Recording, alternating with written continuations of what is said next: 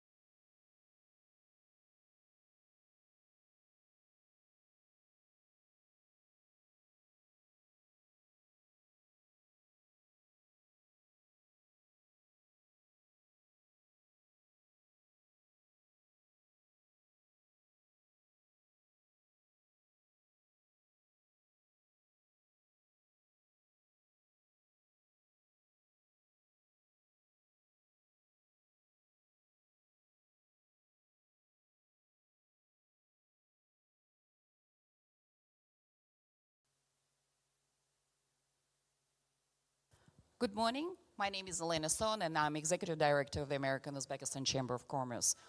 Welcome to our panel, which is e-commerce, new perspectives and opportunities. And I'm delighted to kickstart this wonderful panel with a fabulous panel of our speakers with rich experience and the views that are very unique. And I think that all of you in the audience are particularly fortunate and blessed to have the perspectives of the experts in the industry on this highly and rapidly developing industry.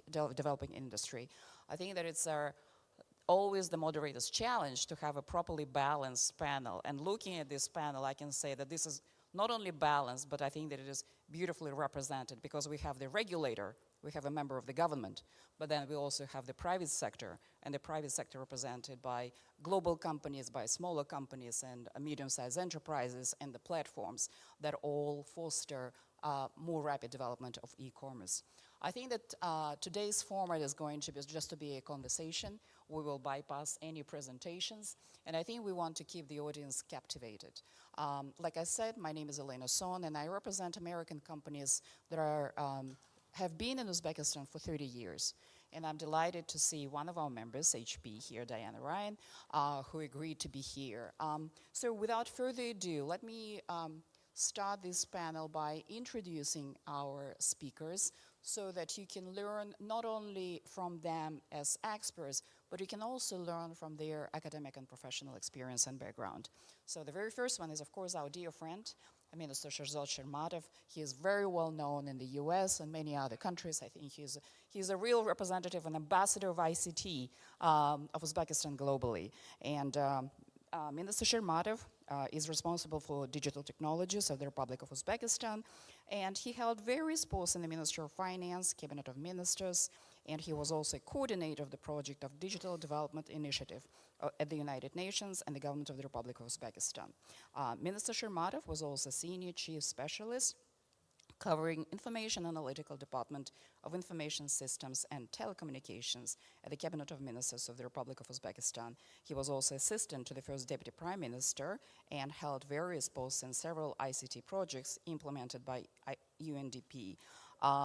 And other experiences of Minister Shermatov include Chief of Information and Analytical Department for Information Systems and Telecommunications at the Cabinet of Ministers of the Republic of Uzbekistan. So thank you so much, Minister, for joining us today. I know how busy you are, and I know there are many investors and businesses queuing up outside of this room for your attention. So thank you so much again for being here with us, and many thanks to wonderful assistant Umida Musaeva, who has been supporting you in your day-to-day activities. So thank you so much, Umida, as well.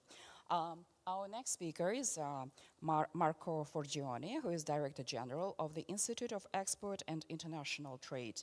And Marco is a graduate of from LSE with a degree in geography. And Marco was initially involved in parliamentary role within the Department of Environment and Urban Affairs. Marco took his experience and moved into the education sector, helping transform the non-statutory funded provision at a Canterbury college, including apprenticeship and training programs. So it's a lot about capacity building, and I think that's a very important subject. Right. By default, e-commerce would be the winner. So I see that these are the main challenges here. Sure, and thank you so much for highlighting. I think that yesterday we had a discussion on retail, and it was a discussion about traditional brick and mortar and kind of like customer experience. And like you said, people want to touch and see, but online you have different experiences. And I think it's our emotional and cultural change, right, of the consumer behavior that companies in e-commerce have to deal with. And but I'm delighted again that the panel consists of experts who know exactly how to change that and how to address that. Well, Marco, moving to you, I would like to ask our first question to you. So we talked about the challenges, but maybe from the future perspective, what development path awaits e-commerce? Добрый день, как дела? Well, congratulations. That- Thank you. That's the sum total, I'm afraid, of my very poor foreign languages. I think there are huge opportunities for e-commerce, and particularly in the emerging markets. You know, you will hear from e-commerce and marketplaces that are already active in Uzbekistan. And I think Uzbekistan has the potential to be the regional leader with regards to e-commerce and marketplaces. I was interested to hear the minister's point of view with regards to that transition from a bazaar, the touch, the feel, the see, and the smell. You know, I love when I go and buy fruit and vegetables to touch and feel them before buying them. But I'm also recognized, particularly as we learned during COVID, that there is going to be a shift in the purchase of fresh fruit. So the challenge that the marketplaces have is to recreate the experience and the engagement that one gets from the physical store into the online world. And there's huge opportunities there with augmented reality and the use of new technologies and development of new interfaces. The future for e-commerce is very bright. The challenge will be ensuring that you take the market, you take the consumer with you, in that you have a digital infrastructure that supports that enhancement, that engagement at a higher level. I don't think that there will ever be a complete end of the physical store. They will transform to be more of an experience. And the e-commerce sites have to recreate that physical store, that physical experience in the online world. And I would be interested to hear from the experts here who are creating that future as to how they seek to integrate those new technologies into the consumer experience. The huge advantage that the online world has that the physical stores struggle with is access to mass data and what that means with the ability to refine, to enhance, to maximize efficiency through the supply chain, but also in the presentation of people who bought this, bought that.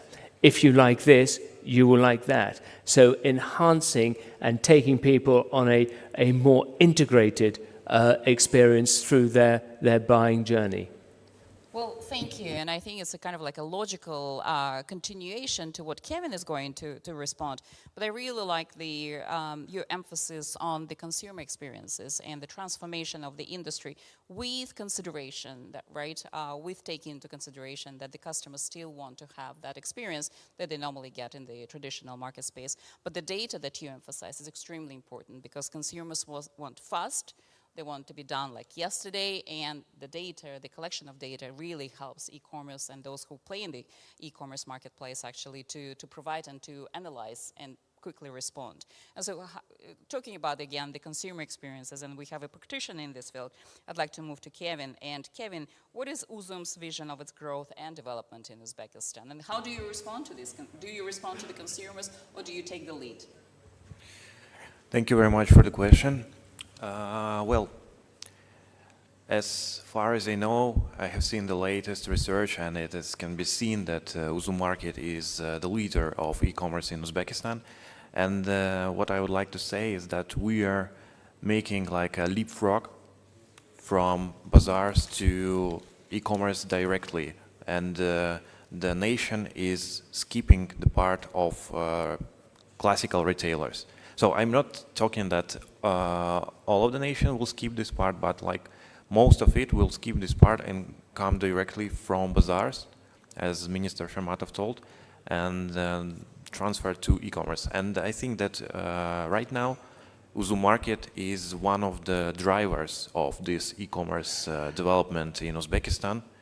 And as Market told, we are facing a lot of difficulties with customers. We are trying to explain them what is an e-commerce, how to use it, why is it safe. You can always make some refunds and so on. You can touch the products inside of our delivery points and so on and so on.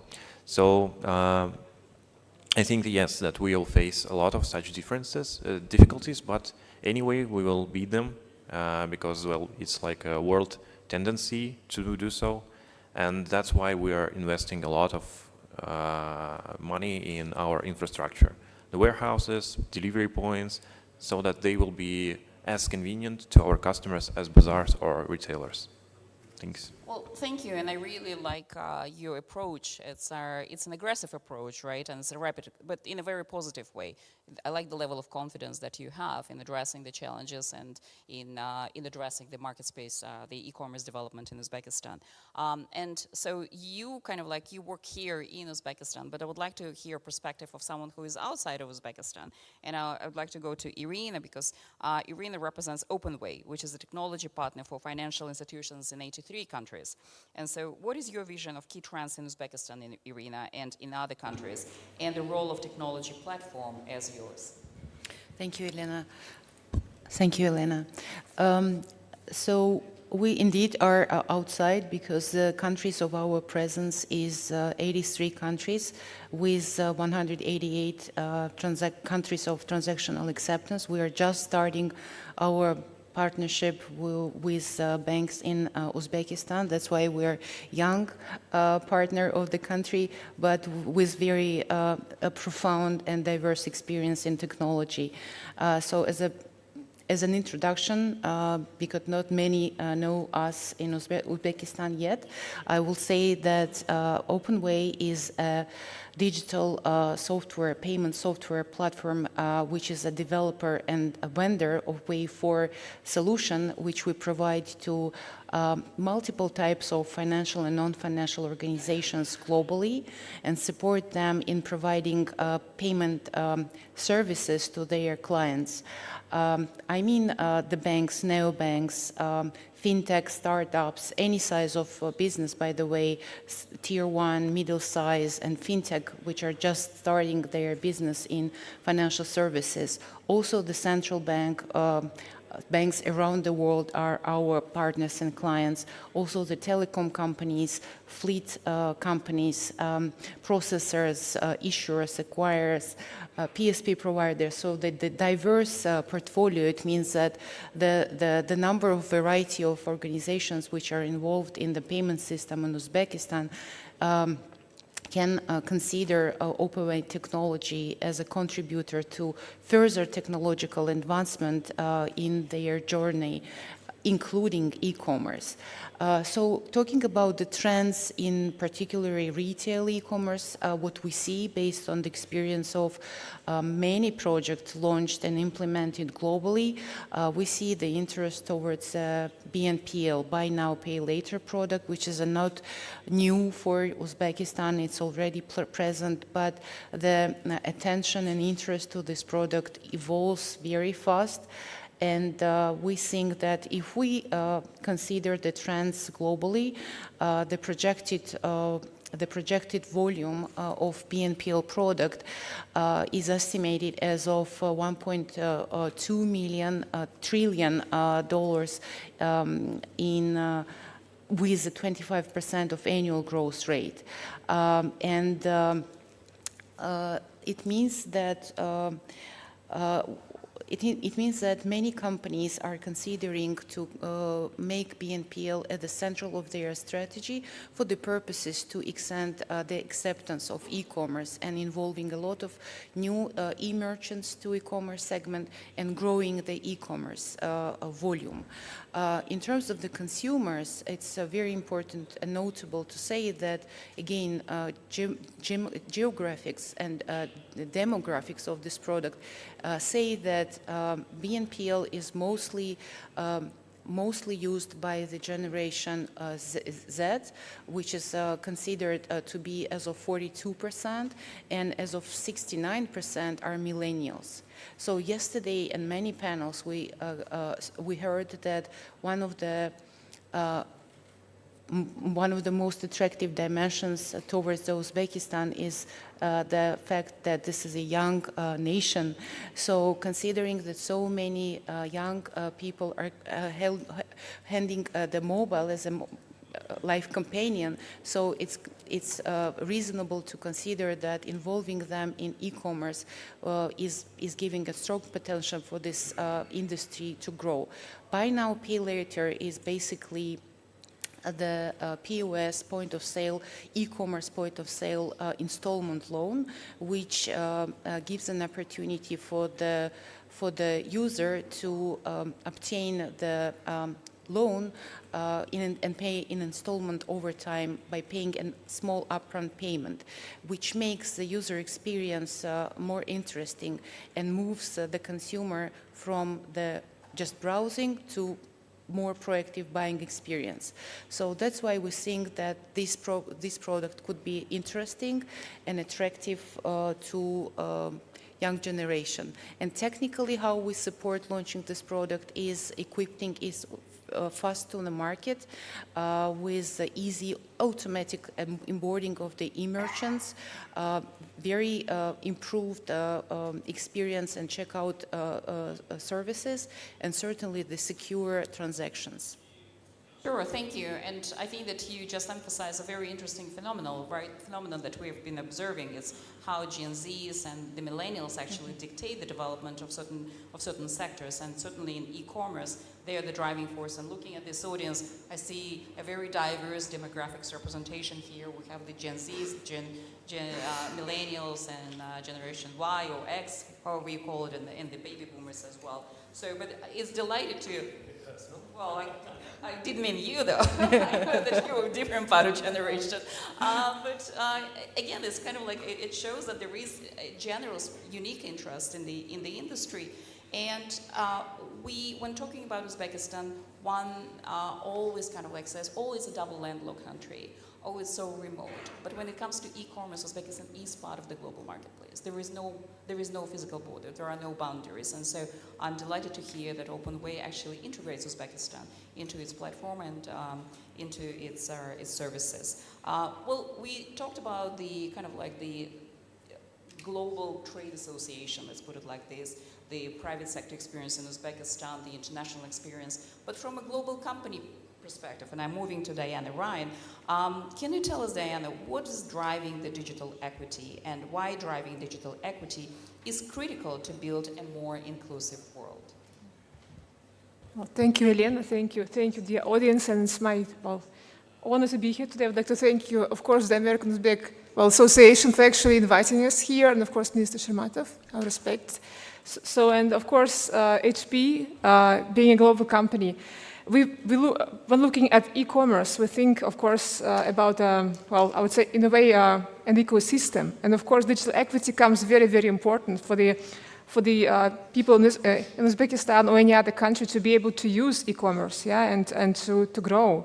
It's my second time to Uzbekistan and Tashkent, and I must admit that I'm genuinely stunned and seriously impressed by what I see here, by the dynamics, by the way how the economy is developing so rapidly, and of course by how technologies, how they develop and emerge here.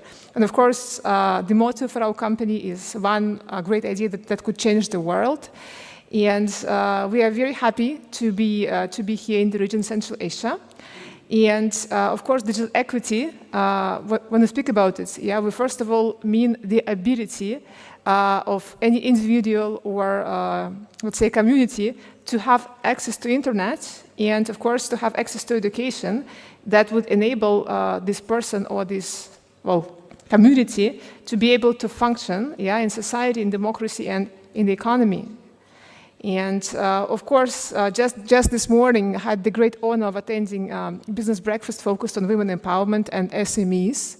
And of course, I do know for a fact that there's quite a number of startups, and many of them actually come from the blue-collar e-commerce. They're actually led by women, and very, very proud to see it here in this region. And from HP point of view, I mean, we have offices in Almaty, Kazakhstan. However, Uzbekistan, I think, is becoming our most important market in the region. And we are certainly looking at expanding our activities here and to supporting e-commerce, to supporting digital equity. And of course, cybersecurity, that's also quite an important topic for e-commerce. It's given all the challenges in the region, we are happy to support those topics. And I think going forward, we'd be happy to engage with the local government, with the businesses, to discuss and see how we could make difference here in Uzbekistan and make it better. Thank you. Thank you so much, Diana. And I think that earlier in your comments, you thanked the minister for his role. And I would like also to acknowledge your ministry's role in helping, first of all, us bring companies such as Apple, HP, Google, Microsoft, Visa, and many others to Uzbekistan in the IT sector. And when I mention those names, actually, this kind of reference always catches people by surprise, because they never expect these big names to be in Uzbekistan, and it comes as a big surprise. But I think it's a huge responsibility that the government has imposed on themselves in trying to protect, not only to develop and generate revenues, but also to protect the socially vulnerable groups of population. And the women inclusion in the digital transformation is extremely important. So as a regulator, as someone who represents the government, we of course applaud you and your efforts in being so protective of your diverse population. Be very inclusive, right? And so I would like to move to Michael. Thank you, Diana.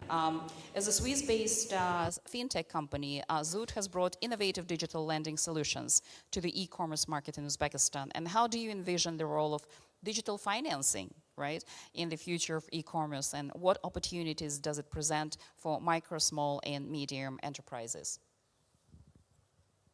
Yeah, thank you. I mean, we are more than 4 years that now we are in Uzbekistan.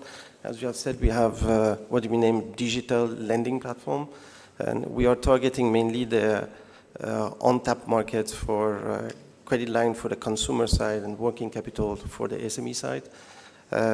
And for these 4 years, we see a huge change in Uzbekistan on all the infrastructure that allow us that right now we can do the online lending to the consumer side and the SME side. But what we see that you have now less and less the association, if you want, between the e-commerce and digital financing. Now you can see that we are talking about the BNPL side. The numbers is amazing, because we are talking about 40% of the population that are online buyer in US, that at least one time per month they have done the BNPL. That was defined, means that this buy now, pay later, that you can buy in 4-time installment without interest rate for the consumer side, and is the merchant who pay the commission if you want, but the same price than cash side. And you have the second way of digital financing, that is mainly the traditional consumer lending, means the one that the customer pay with interest rate. On the offline side, in most of the emerging market was present for a long time, but now we are, with a technology regulation, we have this solution that is coming in the market. And we can see in the developing market too, that for example, for the product of the electronic product, that 70% what is sold on the retail side is come from installment with interest rate. Okay, that's what we see that. In our case, 3 years ago, when we launched the e-commerce here, means we have 85% of what we are selling was cash on delivery, okay, 2020. And we move for 95% now that is being installment on the platform that we have. Is that the move of full, and in the same time, that allows us with the digital payment, okay, that's the main vector of the growth, that we did 25 times the revenue that we have compared to 22, and everything have changed on the money collection, bad debt, the facility that we can make on the installment to the consumer side. But that's for the consumer side, and the list of the advantage was precise by a colleague before.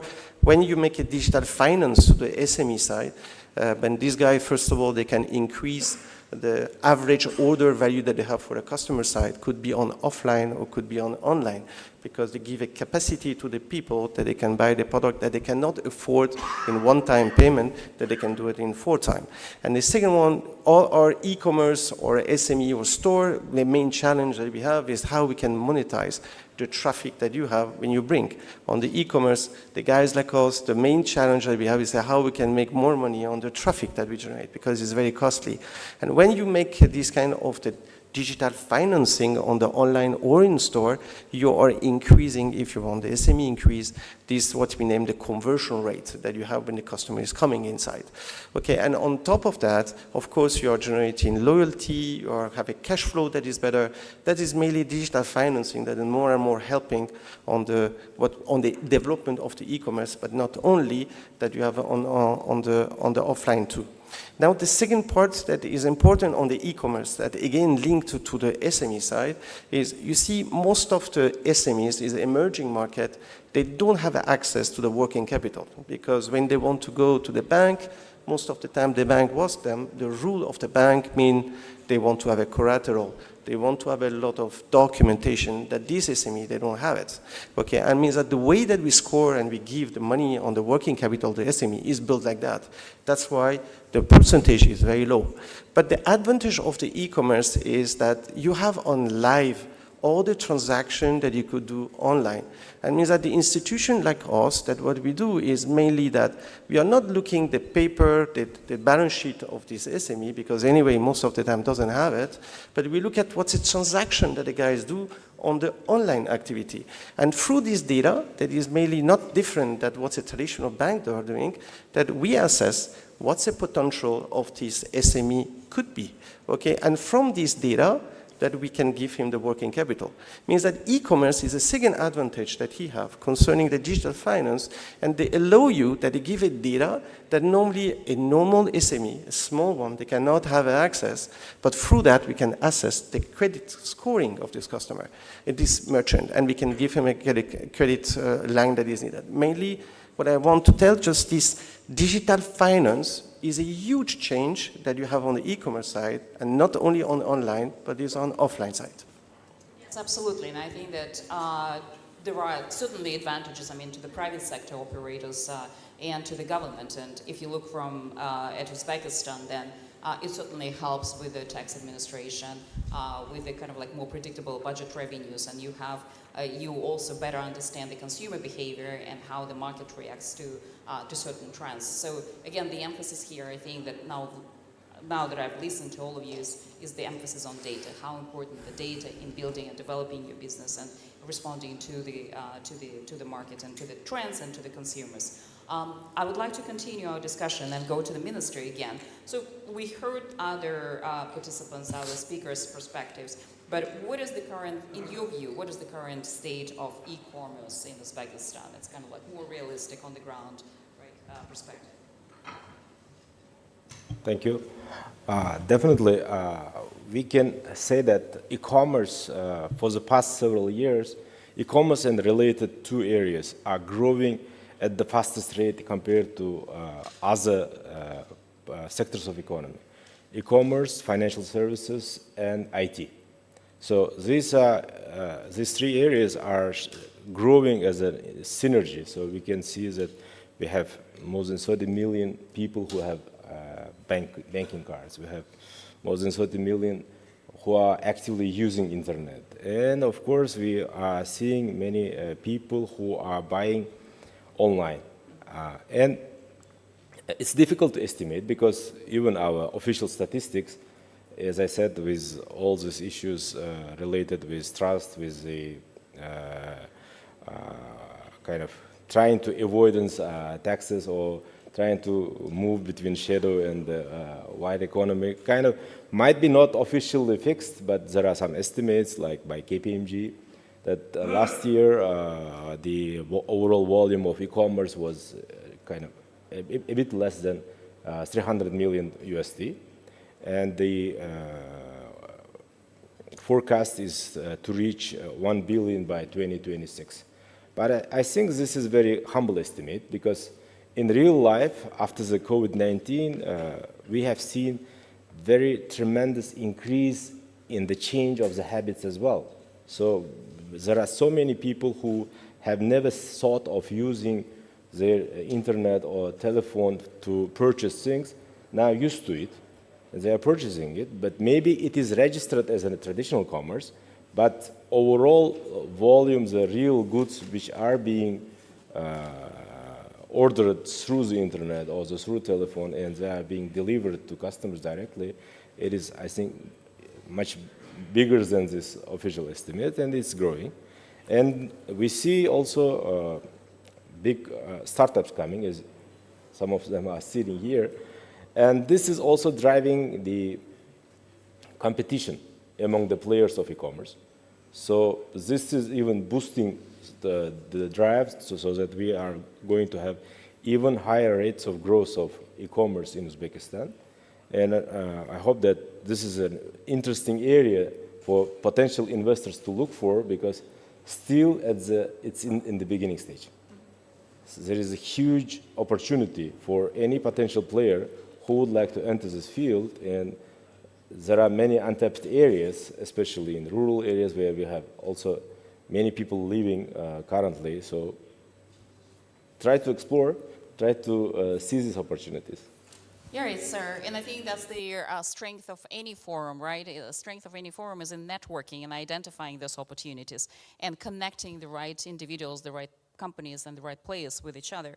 And I like how you approach a multi-dimensional approach to the development of e-commerce. You address the financial side, you address also the technical side, but also you address the capacity building, education, which I think is huge in Uzbekistan. And that's something that is yet to develop. And this is maybe where more skills and more expertise is needed to help Uzbekistan grow with the rest of the community. So I'd like to go back to Marco. And so how will strategies and business priorities change in e-commerce industry? And again, capitalizing on what was said, what's your view? As we've heard throughout the forum, there's a very clear determination from the Uzbekistan government to transform the process and the regulatory environment for business, for trade, and to integrate a digital approach to government systems and processes. The challenge of e-commerce and marketplaces is that it requires a different approach from businesses as well. Because digitalization isn't just about doing stuff in an online world. It isn't just about taking what was a paper document and creating a PDF. Becoming truly digital means you change your entire system and process, and your business model has to shift as a result, which creates challenge. It creates challenge for existing businesses to shift their approach, and it also creates challenge for new entrants because they're stepping into a world that is new. And so that training, that education piece is really important. And I think that area is where the e-commerce sites and the marketplaces have a real responsibility and role to play. We've been asked as the Institute of Export and International Trade to establish a commission in the United Kingdom to look at how the e-commerce sites and the marketplaces can be a real driver to support MSMEs, micro, small and medium enterprises, to adapt their approaches, to integrate digital as a business philosophy, and to use the marketplaces as a spark to grow international trade. Now, the challenge for the marketplaces in Uzbekistan is to take the local businesses on that journey, as well as the consumers. It's the businesses that need to be transformed, their business processes that need to be adapted. And if you can achieve that with the right support, the right engagement, with the right processes and procedures and regulatory environment from government, then you create something which will really drive the economy forward. This is actually quite an interesting take, and the reason why I'm saying is that most of us here in the audience, when you talk kind of like about e-commerce, everybody thinks about retail. They only think about kind of like the front, right? But behind that front, there is a lot of business processes, like you said, like you emphasized, and it's the regulatory issues that businesses need to address a lot. E-commerce sites and marketplaces are shifting behaviors and attitudes. There is an intellectual alteration that is taking place because of e-commerce and marketplaces. Now, I live in London, and I'm a subscriber to Amazon Prime. So 5 years ago, if I wanted something, I would buy it on Amazon and next day delivery would be fine. I would kind of accept that, or delivery in 2 or 3 days. Now, because I live in London, they do same-day delivery. I get frustrated if I order something and it can't be delivered to me 4 hours later. That is an attitudinal shift. I don't particularly like myself for the fact that I'm now so impatient. But culture is changing because of the power of the digital platforms and e-commerce. We have to embrace that. We have to recognize what that means. We have to have a flexible regulatory environment, and we have a determination from the businesses who are engaging on those platforms to realize that they have to change. Do it And the benefits are vast. If you don't, and I'm sorry to say this, but the reality is, if you don't change, you will not be around for very long. Absolutely, and I think that this is something not be fearful of making the change and maybe sometimes taking the responsibility of leading the change. And like you, I mean, I'm living in DC and I travel to Hawaii from time to time, and in DC is the same day delivery, and I get frustrated when Hawaii said, well, this product will be delivered in 3 days. And I was like, how come? I can change my mind, I can go elsewhere. And I start looking for vendors that do provide same-day delivery. So indeed, on the consumer side, you do change. But you emphasize something that I think general audience doesn't see, is how the business processes do change to respond to that. And that's something that only experts can see, something that the regulators, for instance, or the practitioners in this field are privy to. And so, Kevin, moving to you, what are the key elements of Uzum ecosystem? And maybe if you can just cite some examples of the neighboring countries, Kazakhstan, Russia, Caspian, hardware, or are they hardware or software, and priorities are hardware and software in parallel. So maybe if you can just allude to that. Yeah, so if we're talking about Uzum, it's not like only an e-commerce platform which is existing on the market. It is also the bank, the financial payment system, which is called Uzum Pay, and also the BNPL service, which is called Uzum Nasiya. And in these terms, we're quite similar to Zud, but we also have like a big, very big part which with a commercial side. When we are working with different businesses, different sellers, when we are learning them how to shift from the like regular offline small shop retailer and so on to become an e-commerce expert. We have like so-called Uzum Academy, where we are teaching and making some kind of like deep in details introduction to what is an e-commerce, how to use it, what should you focus on when you're a seller of e-commerce platform and so on. And also, so while you were discussing the speed of delivery and the change of the habits of not only consumers but also sellers, it is always important to make everything fast. Because when you try it, then you cannot just stop. And for example, for you, the same-day delivery is like a must to every service which you're focusing on. And similar happens to sellers, because well, they need to make fast transfers of their money, which they have collected in order to increase the revenue streams and so on. They need to have fast, all of the processes which are on warehouses fast, on delivery points are fast. And that's why, again, I'm saying that we are investing a lot in infrastructure. So we are building like the biggest warehouse in Uzbekistan, I think, for e-commerce. It's more than 100,000 square meters, and it's located in Tashkent. We're building a big distributed system of delivery points. Until the end of the year, there will be more than 500 delivery points of Uzum market all over Uzbekistan.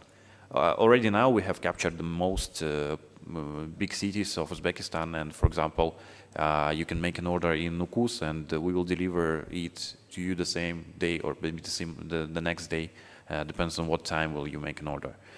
The same goes for sellers, because they are using this infrastructure for sending their goods to our warehouse to sell it online. And usually the process takes less than 24 hours. For example, when you can, as a seller, give your goods for the sale, again, in Nukus, maybe in delivery point, and tomorrow it will be delivered to our warehouse, and it will be accepted on our warehouse and be online. Sure. Thank you for kind of providing a perspective from the seller and from the buyer point of view. And I would like to move to Irina. And what are the key differences between the payment system? Because Kevin also alluded to the payment systems, and Michael did that too. What are the key differences between payment technologies for large e-commerce and SMEs? And what is the role of technology in the development of the SME sector in Uzbekistan or in any country? Can local acquirers effectively serve SMEs inside and outside the market? Thank you for the question, Elena. So talking about the large and also SME sector, involving them in e-commerce, I would like to talk about the enabler product or direction which could be considered, give a definition, read out the definition of this solution, and provide a very sound example which showcases how SMEs can be involved in digital ecosystem and e-commerce very effectively. So I'm talking about technical possibility of developing a super app, which is a mobile and web application that can provide multiple services, including payment and financial transaction processing. By itself, it's a self-contained commerce and communication online platform that embraces many aspects of personal and commercial life, including activities such as travel, entertainment, traffic updates, personal services from the wide variety of SME service providers. So basically saying that SMEs, like each SME should not build its own solution by its own expenses. It's very heavy capital-wise, but it can consolidate, it can join one super app. For consumers, it's very convenient because super app can provide the convenience of a single application for all payments. An example, so how it in a particular example of one of our clients in Vietnam supported the contribution to the overall economy of the country is our partner SmartPay. Why it's so significant, just for the sake of giving the range of number of SMEs in this country, is that I must say that 70% of Vietnamese enterprises are SME, and small businesses account for about 50% of retail sale. So launching Smart App in 2019, they were able, by means of Super App, involve 1 million users immediately within 1 year and became the financial inclusion disruptor in the country. But that's not the most significant achievement. Within just 3 years, they were able to involve 70 million users and 400,000 merchants. It's very rapid growth which can be explained only by the convenience for the both sides, the consumer and SMEs involved within one super app. And if we talk about the local relevance, just figure-wise, for example, what the public information available in internet says that the most number of enterprises historically increased in Uzbekistan. That happened within the previous 3 years, and the numbers are tremendous, something about over 500,000 SMEs.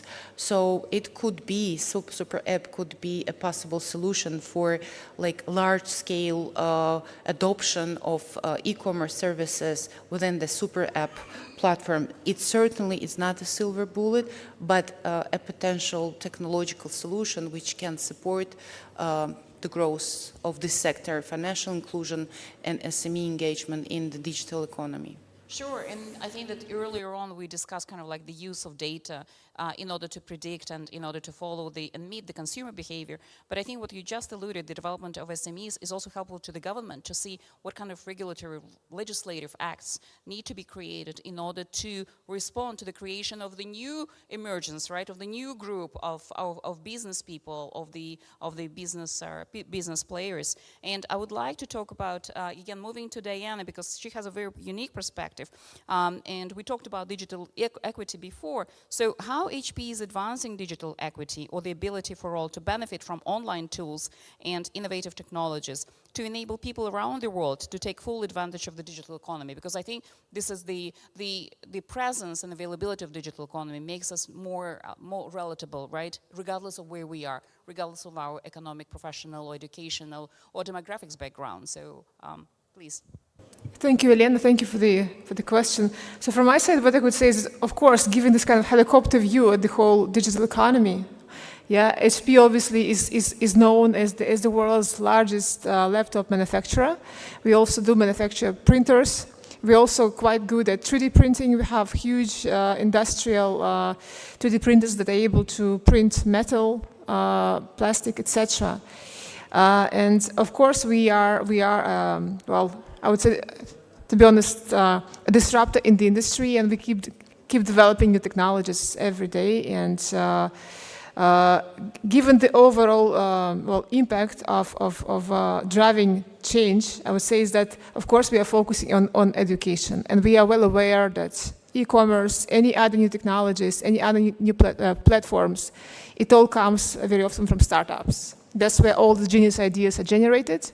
So, and essentially what we are doing is that we do have HP Foundation, just like most large, well, huge companies. So essentially what we do is that we do invest into education, into providing free capacity building courses to people, I think, in every single country of the world where we operate. And we are not yet active in Uzbekistan. We did launch something in Kazakhstan. And there is a quite a number of courses actually focused on e-commerce, on online sales, on how to build a website, how to market your product. So we're very happy, I mean, going forward, of course, to engage, as I mentioned earlier. There's an excellent example how we were able to launch such a center in Mexico, for instance, yeah, that was focused on empowering young entrepreneurs, women entrepreneurs, and essentially it was teaching them from scratch. And then there were some interesting projects being created as a result of that project. And essentially we also did provide mentorship, and as a result, I believe there were about 15,000 jobs created, and many of those young women became actually very bright entrepreneurs. So hopefully that we will be able also to drive this kind of good practice in other countries in this area in particular. And thank you, Diana. I think this is a very wise approach, because there was a mentioned reference to startups, and so I know from experience that when we were asked to look into the venture capital and startups in Uzbekistan, there were two kind of like trends that we were asked to address. One is raising capital, and another one is providing mentorship. And actually, we emphasize that mentorship probably is the most important, critical capacity building education is where we need to invest more before we raise capital and before we provide them with funds to operate. So I'm delighted to see that HP has this focus, and I'm very hopeful that your expansion in Central Asia will eventually include Uzbekistan, and you will have the conversation with the government on that. Well, Michael, moving to you now, and my question is, government support can play a crucial role, right, in the growth and development of e-commerce industry, and we kind of like slightly alluded to that, or not slightly, but we did allude to that during the previous questions. And from Zoot perspective, what kind of support measures would be most beneficial for the industry in Uzbekistan, and how can the government help foster an environment conducive to the success of e-commerce business? And I really like this question because it's kind of like private sector addressing to the government here, and it's a perfect audience for that. We are all the time happy to give as a private to what can be done, but I want just to tell that for the last 4 years is a massive progress was done in this area, because I remember when I trying to communicate on WhatsApp 4 years ago on the taxi side, every 3 minutes the thing was cut, but we are not in this situation now. But still, we have like 65% of the internet penetration in Uzbekistan, that we have a place of the progress on it. The situation is more difficult in provinces than what we have in Tashkent, and I think that more recommendation mainly for the government is what's normally the customer need to make an e-commerce. And the first element in the infrastructure of internet, and not all the time infrastructure, is sometimes education that needed to be done, and mainly on the provinces side. And sometimes the job that the people like us, Zoom and us, that we are doing is our level, okay? But if the government can do this education side, it will be a lot of progress. By knowing that the provinces maybe still need more internet than the guys that are in the big city, because they can access to the largest market, and the acceleration will be higher.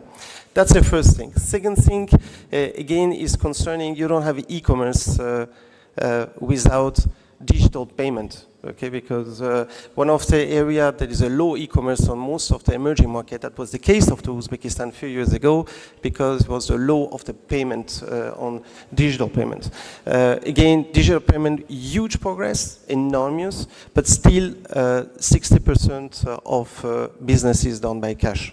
Okay, and we have still 40% that is done on digital. It means that this part, a lot of effort was done on the regulator side to facilitate, give a license, etc. But we have a lot of road here. More we are going to improve the digital payment, more you are going to increase the e-commerce side. Okay, because without digital payment is no scale of e-commerce.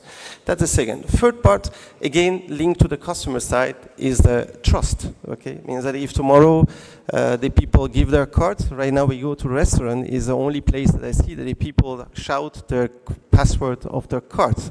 You see that, again, is a question of education too, and that's a regulator they need to take care. Because why? If tomorrow the people, they use this card and this password is used, and tomorrow when people use this card, the trust will go down. And again, without digital payment, you don't have any e-commerce, and the people, if they don't trust about the payment side, you have no e-commerce. Okay, and it's not only this issue, we have this issue of cyber criminality that right now is not in Uzbekistan because the guys who fraud, they're not aware about it, okay? But very soon the market will be more educated. You are going to have a big issue of the cyber criminality that, again, he will break this growth that all of us we are waiting from the e-commerce side. Because at the moment that the people lost this trust that they have on the payment side, is no e-commerce. Okay, and can go very fast because of the education side. Okay, and again, you can develop the e-commerce if not only that we are pushing the sellers go online and you make a fast delivery. You need to have all the economy that go in the same direction of the digitalization, and you cannot go all the country of digitalization by bringing only the experts from Kazakhstan and Russia. Okay, means that you need to have a local guys that, because it's not only few guys, few hundred guys or a few thousand guys can do job. It's an all elements of the economy that you need to do the change. And in this case, the education to have the expert of the talent of the IT is a must-have. Okay, I mean, because it's all element of the chain that you need to make a digitalization side. And you need to have a local guys. And again, a lot of progress was done because we have several university academy was done to bring this guy. You have some system like N42 is some kind of the digital university to bring the people. And as you have said, the population of Uzbekistan are young, very hungry, very talented to learn.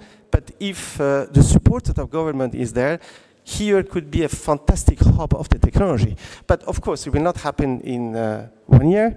But if they not start now, they will not later. And this growth will be less than what we have planned. And again, right now, we are trying to fix the issue of the expertise by bringing the expert guys from the outside. But that is limited and will be really a lock on the growth that we could have.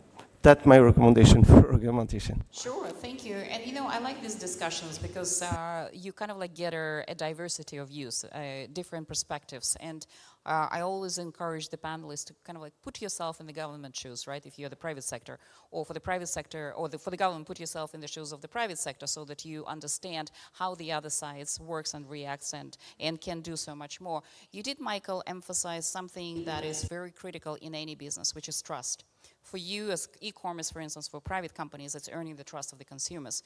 But for the government, it is earning the trust of you as businesses, that the government can protect businesses from cybersecurity, can protect from maybe some pitfalls in the legislative acts or some procedural kind of like processes. So I think that trust is important. And you also emphasize education. And I would like to go to Minister Shermatov talking about education. In Uzbekistan, what measures have been taken to develop the industry in recent years, and how is the government working to improve digital skills among the population and to promote greater adoption of the e-commerce? It's kind of like two questions, but it's capitalizing on what Michael said on education and providing you with a platform to respond. Definitely.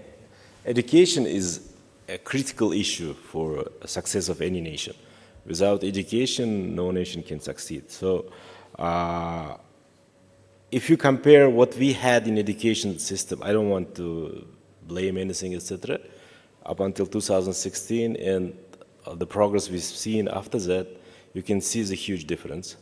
I was a Minister of Public Education responsible for all the schools. So before 2016, what was the main task of the school director? Timely harvesting the cotton, making sure that everything is clear when we have so many guests coming, etc. So there was a huge shift in the public education, in the schools. First is all the teachers are in the schools. They are doing their own jobs. And we have connected all the schools with high-speed internet. And we are providing them, they're updating them, the computers, because there was so many people, graduates of the schools, which have never seen any PC or internet while they are studying in the school.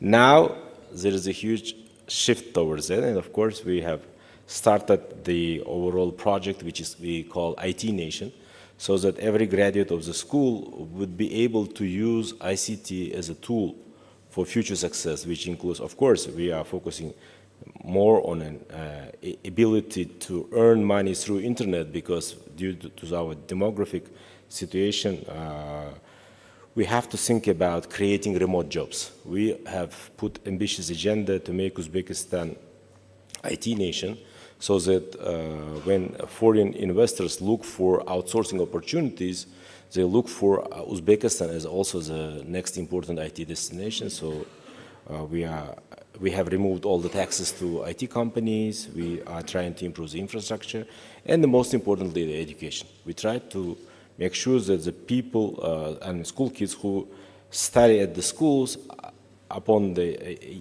graduating years would have a clear idea of how to use internet to be successful in the future, and which includes using the e-commerce, using SMM, etc., etc.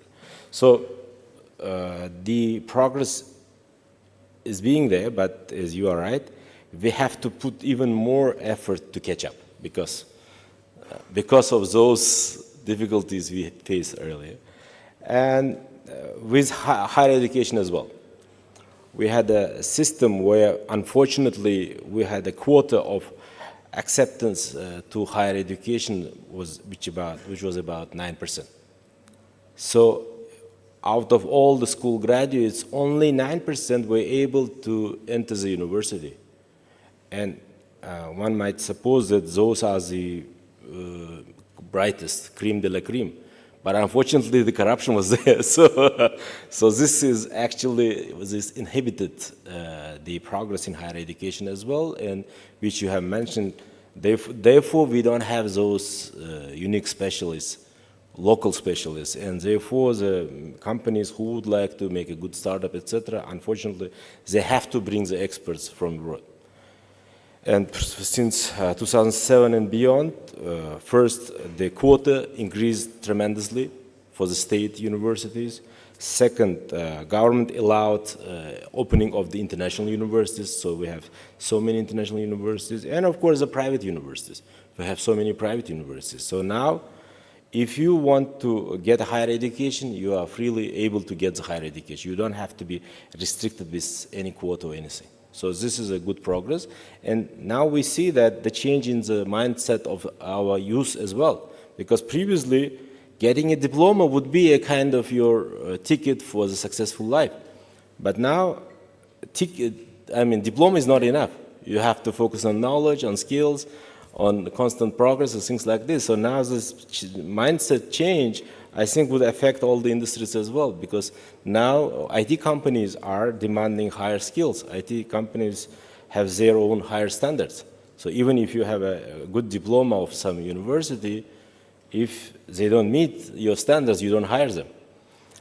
So this change in paradigm is also very important. But at the same time, we are also focusing on private education. So, as I said, IT park residents are exempt from all taxes, and we allowed IT educational residents as well. So those companies who specializing in IT education, they can become the resident of IT park and they enjoy the same tax benefits of IT exporter IT companies. And we see tremendous growth of such educating residents as well. There are more than 250 already. And they are also competing, they are providing the good specialists. So if you want to expand locally or if you want to outsource some of your business here, you can find young talents, IT specialists, or who can speak English, who can write some code, etc. So I hope that this will somehow fill your future demands. And of course, overall educating people. And in school also we have been conducting with our monetary regulators, the central bank, the Global Money Week, or overall financial literacy courses in order to teach our kids that how to deal with their own finances, how to deal with banking cards, how to work. I mean, these kind of things should be taught from the school level and beyond. And with all this education, and there's a massive online campaigns as well as the campaigns on the TV to avoid possible scams. We are already seeing very high rate of crime, cybercrime, and very high rate of the scammers, very high rate of social engineering attempts. So therefore we are putting a lot of attention for education as well as improving the capacity of those who should work against those cybercrime agencies, our Ministry of Interior, our security agencies, so that try to make, to learn how they act and try to overcome and try to improve our legislation as well. Sure. Thank you, Minister Shermatov. And I'd like to just kind of like to draw the audience attention to your reference where you accentuated the impetus and the importance of self-motivation, of professional growth, that indeed the industry requires you to grow. You cannot kind of like take for granted the skills that you acquired some time ago. You need to be, you need to constantly be up to date with everything that is happening in this industry, and sometimes actually taking a leap further and be a leader rather than just the follower of the technologies that exist. And Marco, coming to you, I think that Michael in his previous response alluded to the importance of trust and what the private sector may need from the state. And my question to you is, what kind of support measures does the industry need from the state for e-commerce? And if you can just elaborate and continue to maybe contribute or maybe expand or maybe say, no, Michael, you were not right. So we have different views on that. To a degree, I am going to push back on Michael a little bit, because we don't know what's going to happen in the future. When I was a child, in order for me to speak to my grandparents who lived in Italy, we had to arrange a time for them to be in the bar, in the square, in the town, because the only phone in the town was in the bar. Now, my daughter, born in 2020, speaks in real time to anyone, anywhere in the world. I have on my wrist more processing power than was used to take man to the moon. I'm a digital tourist. I'm in my early 50s, I'm a digital tourist. We have here digital natives who are leading the future for e-commerce. The next generation will be quantum computing and AI natives. We cannot foresee what the future will be, what the opportunities will be, what the potential will be. So for businesses, what we need is a culture and attitude which is creative in its approach and questioning in its perceptions. And that cannot be done by a government. Governments are not the experts in these areas. What we ask of government is to create a regulatory environment which is principle-based, because you cannot set rules today for the future. You have to have a principle which underpins it. That then gives certainty to business. And the challenge to business is, don't look to government to do everything. Take it upon yourself. We are working now as one of the largest providers of education, qualifications and training in international trade. In fact, last year we completed a capacity building pilot in Uzbekistan.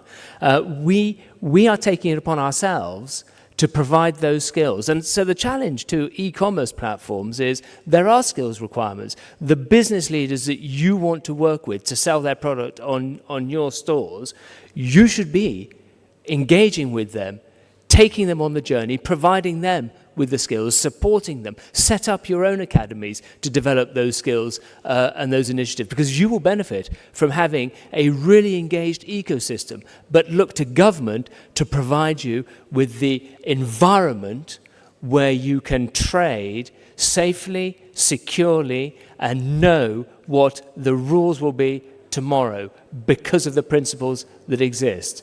So I think it is a partnership between the private sector and between private sector and government and the regulatory regimes. And if we collaborate, genuinely, I believe that we will form a future that is able to respond to the immense speed of change that is taking place, both technologically and economically and societally. Well done, and that's the secret, I think. That's the recipe to any success. It's building mutually beneficial relations between the private sector and the government, and understanding that the government can create the ecosystem, the environment, the regulatory environment, right? But as a business, we need to take responsibility. We need to take the lead, and I think that the beauty of Uzbekistan is that the government is open to listening. The government is open to learning, and I think that's the advantage that not too many countries can offer. But in Uzbekistan, we do have this privilege, and so we're very thankful to the minister for that. Well, Kevin, you as a practitioner, and I know that we talked about education, so maybe, and you alluded in your previous question a little bit about education, but if you can just maybe expand what is the role of technology education and e-commerce awareness building among sellers and customers, and who has the lead, customers or the sellers? Thanks for the question. So, Marco, we're taking it on us, as it's told. And, well, in general purpose, we understand that education is like the most important part of our business right now, because, as I told you before, we are some kind of driver of e-commerce on this market. And we are learning, and we are also teaching people how to use in e-commerce, how to, first of all, overcome their fears about e-commerce, not only from the customer side, but also from the business side. Because as Minister Shamatov told, there are a lot of like shadow economy, and we are first of all explaining why it is safe for businesses to become legal, to also like print checks and so on, use the cashiers, apparatus, and so on. So everything like starts from overcoming the fears. And first of all, we should define what are these fears. And this is like something which we are doing in our Zoom Academy for our businesses, for sellers, and so on. And also we're focusing on the same part when we are communicating with our customers.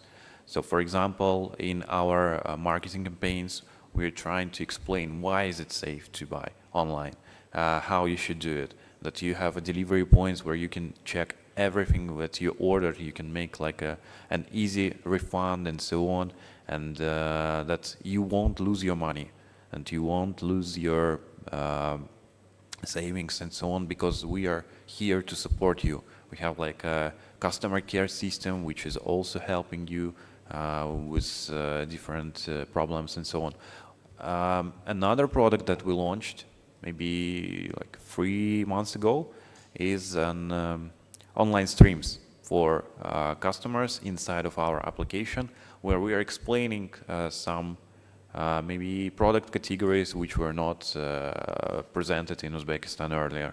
And we are also explaining what is it, how you should use it, and so on, in like a friendship manner, so that our customers will build the trust with Zoom. And also, I would like to mention that the third big part of education that we're also investing and spending time on is the management and the IT staff education. Because as an ecosystem, we are looking for a long-term partnership with Uzbekistan, at least 100 years, I hope.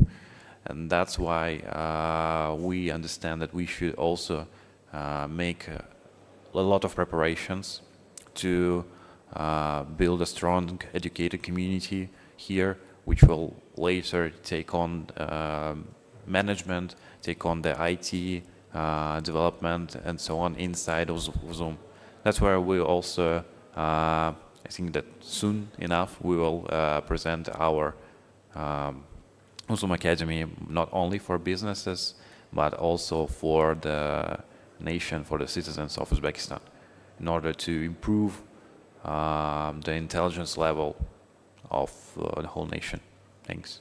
And I would like to join Kevin in saying that as business, we are not here for the quick money, for the quick profit. We're here to stay. It's a long-term perspective. It's a long-term respect for our customer, for the government that we work with, and for the market.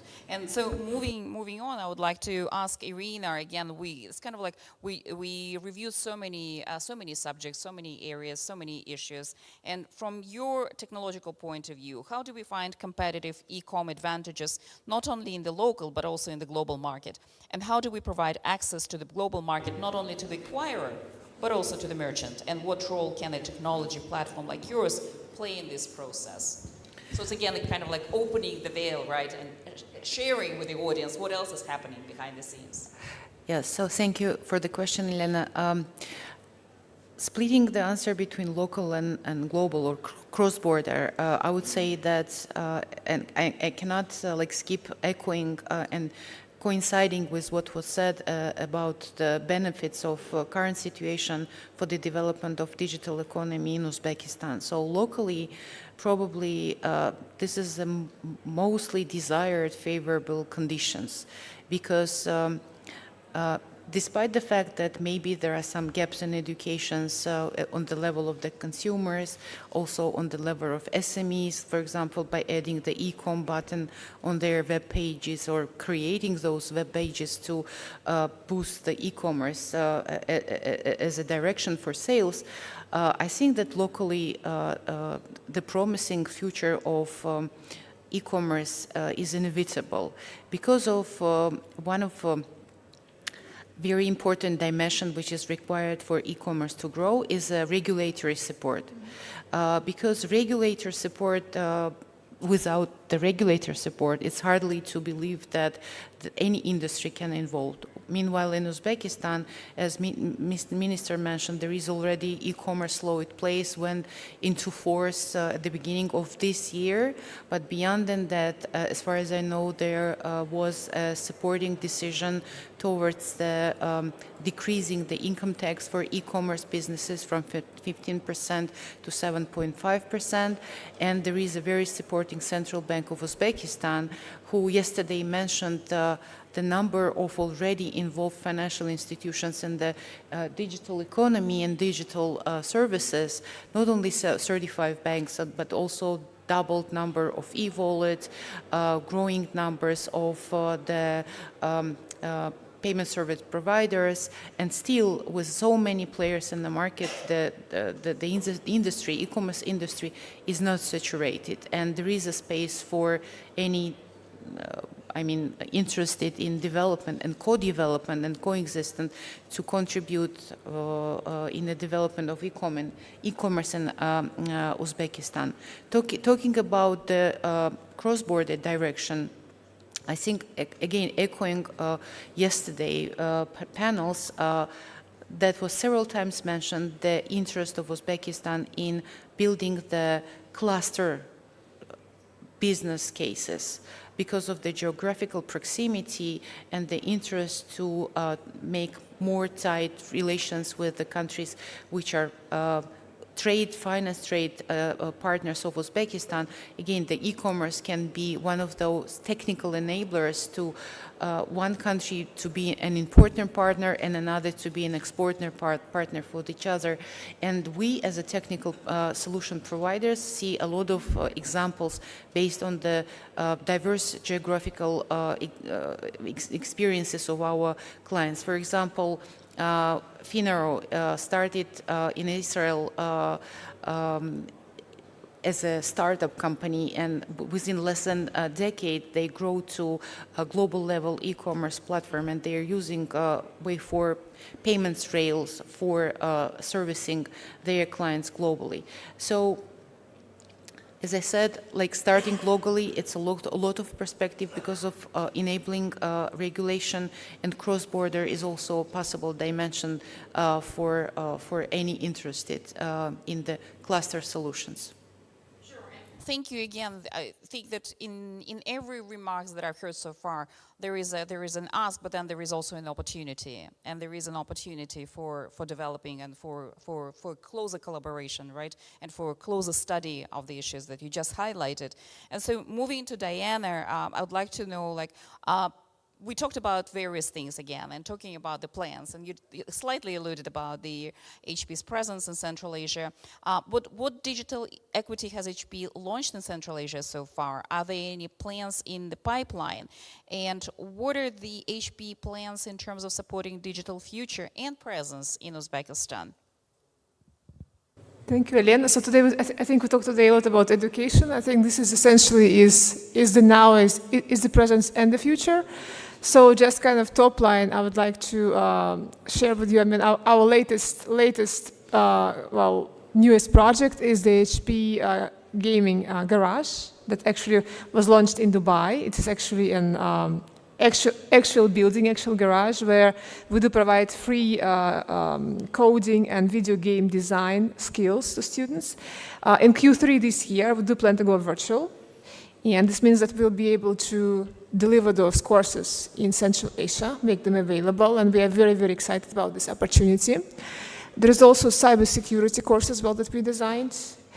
Of course, with our HP Life, which is the overall entrepreneurial skills that covers 5 blocks, is communication, of course, finance, where we teach, the basics of finance and how to operate the enterprise. Then third block would be Startup Innovate. It teaches design thinking. It teaches, our students how to be successful, how to come up with those brilliant ideas that could change the world and shape the future. Next block would be marketing, and here we have, of course, such important block of social, of course, SMM. Then, of course, online sales, we teach it there. Also, part of it is actually e-commerce. There is a course like that. And last but not least is the operational block, which teaches how to run the enterprise, how to hire staff, how to do the inventory. So, I mean, essentially those 5 blocks, they're very, very, first of all, the contents of the course is up to date. It's like, being updated regularly. Second, of course, we often combine it with offline lectures and also with mentorship. And of course, it is obviously complimentary. We do it free of charge. The courses have been initially designed jointly with the UNDP. So, and currently available in 8 languages. And we are able to offer for this region in English and partly in Russian, and hoping to localize and put it into Uzbek, for instance, or in Kazakh. The goal for Uzbekistan would certainly be put it into Uzbek language. And of course, I'm also happy to share that we're about to launch HP Idea, which is our program for high school teachers in Uzbekistan with the Presidential Academy. So, I mean, we are trying to cover all, let's say, ages, and social groups. With the key purpose is to educate the people in Uzbekistan and essentially help them, face all the challenges and shape the future. Thank you. Sure. Thank you so much, Diana, for mentioning and for we always talk about localization, and I'm glad that you're localizing your product by converting them to Uzbek in response to the specificity of this market.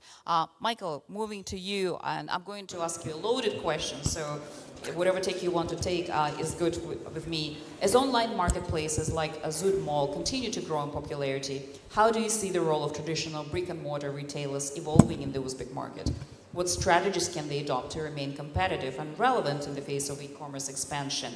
And I'm going to load it even more, but how can a digital ecosystem like Zoot be designed and operated in a way that aligns with the principles of impact investing, ensuring that investments not only generate financial returns, but also contribute to positive, measurable social and environmental outcomes in the markets that they serve? So, loaded. I will try. Okay, just let's go from the point of SME. Okay, I mean, marketplace, what is that? We don't buy, we don't sell. What we do, we put the contact, the SMEs to the consumer side. That's what we are doing as a marketplace definition side. I mean, and the SME, all of us, we have to educate. All of us, we have an academy. Because you don't have online here. It means that these guys, they have not done it before, that they can know how to do it. It means that all of us, we have to educate, and we are doing. All of us, we have help them on the SME side, how they need to bring the product, they take a picture, write the description, how to write the answer to the customer and facilitate the job of this guy.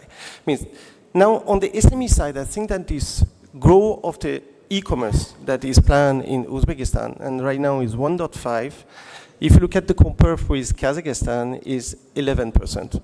Means that the potential of the growth that we have, we're talking about $1 billion in 2026, it will be largely more in 2006. Largely more. On the speed of the investment right now you have in the market, education, the appetite, and all this effort on regulation that you are doing, that makes that the market will go largely more. And that's why all these actors are present in your country, because we believe that the growth will be largely more. But that is an opportunity for the SMEs, okay? I mean, sometimes the SMEs say, wow, the internet will coming and my shop will not have any job. But it's wrong, because it's an opportunity with them, because most of the time, if you look at what's happening in the developing market, you have an omni-channel. I mean, is offline, is combined with online. You have online guys that go offline, and you have an offline guy that go online. And you see that on all elements on online. You see, for example, the neobank, the guys that have launched on digital, now they are opening agents outlets as a bank. And you have the reverse in the same thing. It means the first thing now for all this shop SME side, you have a huge opportunity of the omni-channel. Why? Because the people like my colleague and ourselves and any other marketplace, they help them to come online. What do? We bring them just to bring the product.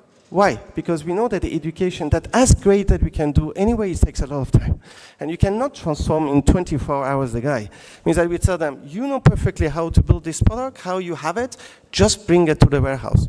We take a picture, we make a description, we put it live, we take care of the warehousing, we deliver, we finance your customer, and if we have a data from you, we can finance yourself. But step by step, the guys is educated about how we do, and after that, they can do it by themselves. But that's the first thing of omni-channel side. The second thing is, you don't have only sales online fully. You have a lot of technique that is a click and collect. What is it? It's mainly that you have your Telegram, they have the Facebook, they sell it, but they say, guys, you can come in my shop and pick up the product. And the good thing, what is it? Is the additional traffic that they have on their own website and on their shop. And they can have their own infrastructure that they are using, but it's an opportunity. It's not just online, they can kill the offline. Okay, that's if everything linked to the online side. But as far that the online will grow, and it's 100% they will grow, it's not just maybe.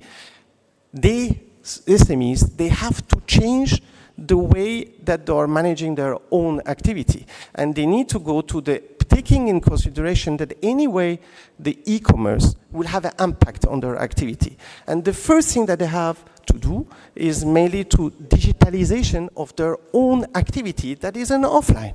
That means you see a shop that they have no system of the management of the warehouse, system of the invoicing. Anyway, he cannot develop in the long term. And when he has this digitalization of their own business, then have a door outside and in the same time optimization of their cost. Okay? And anyway, as any change that you have an economy, you have to have some adaptation. That means that when is something going in this direction and you say, okay, I don't care about this direction, you will fail. That means you have the normal way that the SME have to take care is the adaptation of the niche market. Look at what adaptation he can bring that is a value proposition to be offline, complementary of the online side. And for each side is an adaptation for each part. And the last part is mainly that is niche market. You have a lot of people that are on the niche market and it works very well between offline and online and they can develop the business in this way. That's the answer from the first question concerning the SME impact on the e-commerce side. Now coming back on the impact side, look at on our side, investing on impact. When we set up the company 5 years ago with my co-founder, the first thing that we want to do is we want to have the impact investing on our core activity. Because when you go to the emerging market, if you don't have this thing in mind, just never go, okay? And for us, this 3 elements is important. Number one is mainly how we can use the technology and the services that we have, that they have an impact on the social and environment sides. And the second is how the employee that they need to deploy that, they have the same thing. And the third one is good to have just the dream to do it, but we need to have the goal and measurement that how you want to reach it. That's the 3 elements. Okay, and for our side, that was the reason on the technology-wise, we wanted to create a product that we can target the people that are unbanked, the people, the SMEs that have no access on the financing for the working capital. That's why we are financing only the product that is essential product, not the luxury product.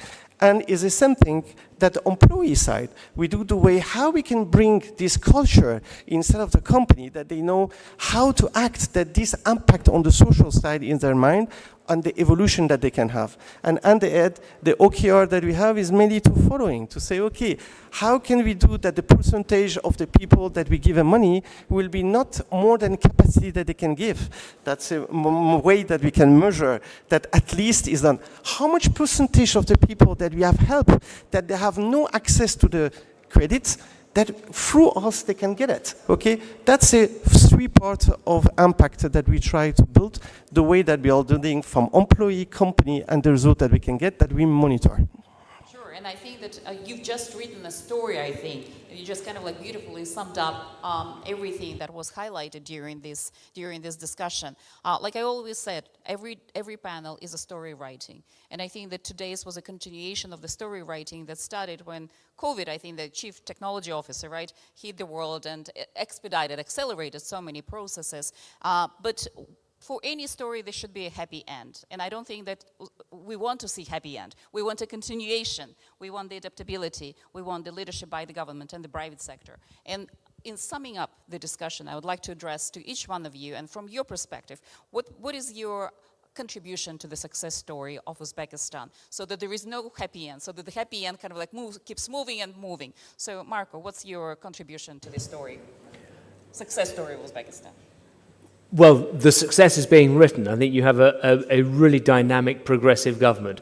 The role that the Institute of Export and International Trade commits to play is to support the professionalization of trade and international trade knowledge and expertise within Uzbekistan.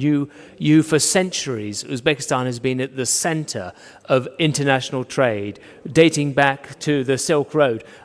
It of course, I think that there's a beautiful symmetry that you have someone called Marco talking to you about international trade and the Silk Road when it was the diplomat Marco Polo who forced the development of international trade for Europe. So it is about professionalizing and supporting that skills base. Sure, thank you so much. And Kevin, what would be your contribution to the success story? I think that I mentioned, like, maybe there was a quote that we need to build a partnership with Uzbekistan. And that's what I think each company should do. Not like look for a short-term money and so on, but build like a highly sustainable partnership which will last very, very long. Thank you. And Minister Shermatov, what's your contribution to the success story of Uzbekistan? First of all, it was very good to hear that from the private sector that estimation of 1 billion by 22 is very humble estimate. There would be much bigger market in the coming years. So this is a first thing. There is a good expectation of the market growth. And we as a government as a whole, we are trying to focus on making sure that the necessary regulatory framework is there and trying to make that all the level playing field with the e-commerce and the traditional commerce providing the same qualities, trying to minimize the share of the shared economy. We have a very ambitious Minister of Investments and Finance. He knows the value of digitization. So even yesterday I read the figures that the overall volume of cashbacks by fiscal checks exceeded 1 trillion sums. So gradually we are taking over the traditional trade as well. And of course, infrastructure. Infrastructure, we are also a regulator of the infrastructure. We are heavily investing on making sure that the people in even the rural areas will have access to high-speed internet. And infrastructure in terms of the logistics, in terms of the transportation, which is also crucial. We have an ambitious Minister of Transport who is also working hard to make sure that we will overcome the challenges of being in a double landlocked country.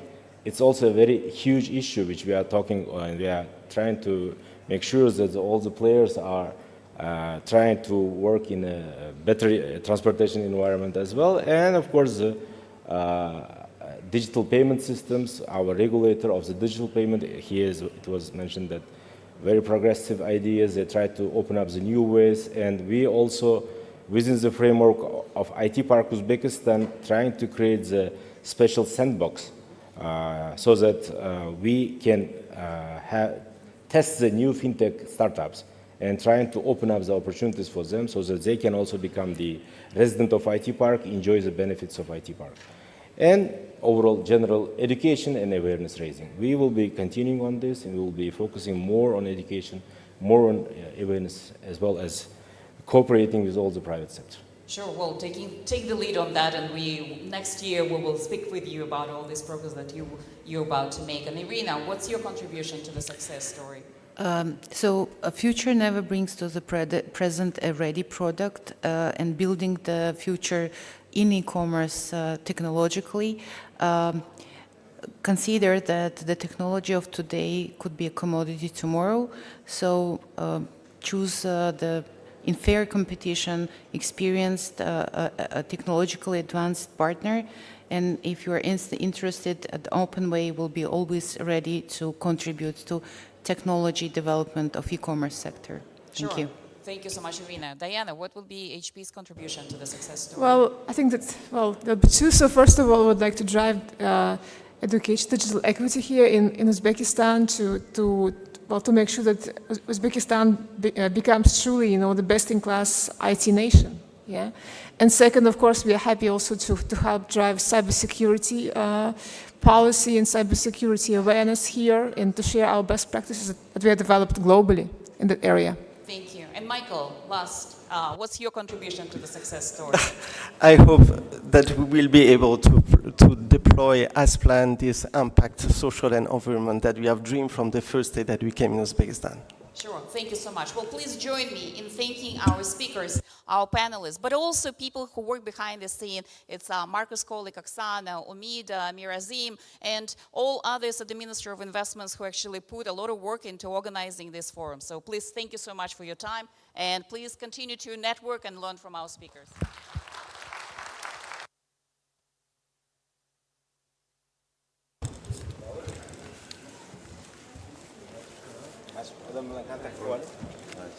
It's a pleasure. He's the head of our Center on Digital Economy.